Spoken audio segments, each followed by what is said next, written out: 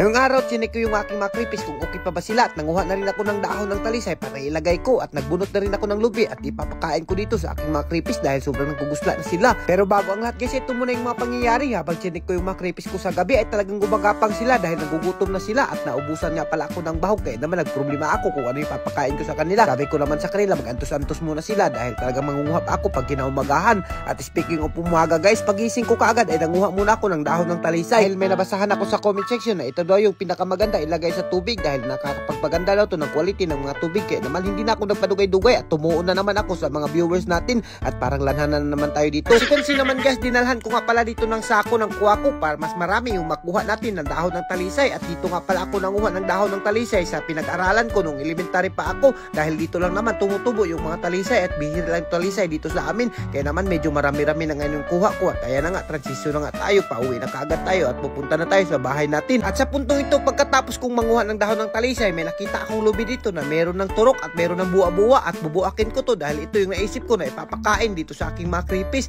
At may nabasahan rin ako sa comment section na pwede daw to ipakain sa ating mga creepies at ito daw yung pinakapaborito nila. Siguro nga totoo yung mga sinasabi ng mga marites na ito daw yung pinakapaboritong pagkaon ng mga creepies dahil kapag uwang binahugan mo nito ay naku, talagang bungkag nila tong mga lubi na to kapag initsa mo sa suba dahil yung creepies naman ay kalahay lang ng uwang. Kaya naman pinaspasan ko na kaagad dito pagbunot. Kung nakikita nyo naman guys, nung nakita ko yung lubi napakalaki, pero nung nabuntan ko na ay naku, napakaliit lang pala. Pero goods na to dahil hindi na to mauubos sa ating creepies at binuak ko na kaagad at sinimot ko pa kung meron pang buwa at pagtingin ko merong buwa. Kaya naman sinima-sima ko na yung buwa dahil paborito ko yan. At sa puntong ito ay nilugit ko muna yung lubi para mausap natin. At as you can see naman guys, inusap-usap ko na nga pala yung lubi bago ko i-itsa sa kanila dahil paborito daw nila kapag inusap muna yung lubi. At sigurado magkakaigit na naman tayo nito kapag inusap natin yung napakaraming lubi. At as you can see naman guys, nagpakipot ba yung mga creepies dyan at medyo nabaguhan pa sila. Kaya naman sinigundahan ko kaagad ito pagbahog at inusap ko na naman ulit. At kung nakikita nyo naman guys, pag itsa ko utro talagang natatagawan na yung creepies. At kung nakikita nyo guys, kinain na nila dahil pakipot lang naman sila nung una, pero ngayon talagang minahiniho na nila at talagang bilungkag na nila yung ating napakasarap na inusap na lubi. Kung nakikita nyo namang isang creepies na to, bigla niya sinunggaban talaga yung ating napakasarap na lubi at talagang sumunod na nga yung iba at talagang tinaguan pa nila sa kanilang malungga.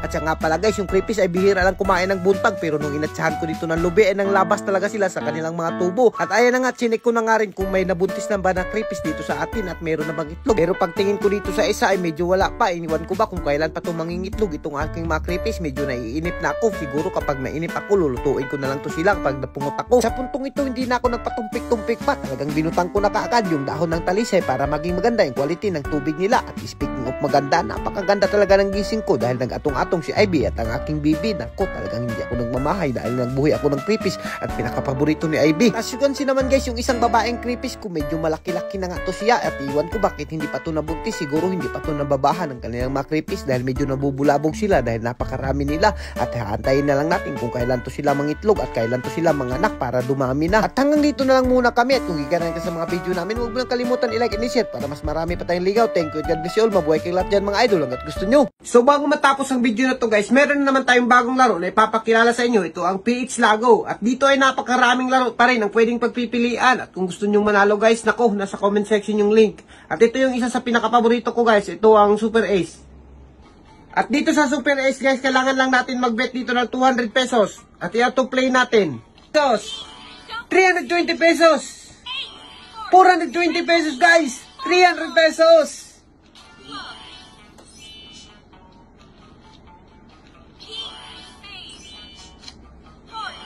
1,380 guys. Ayan na guys, so naging 1,720 yung pera natin. Kaya anong pang hinihintay mo guys, nasa comment section yung link.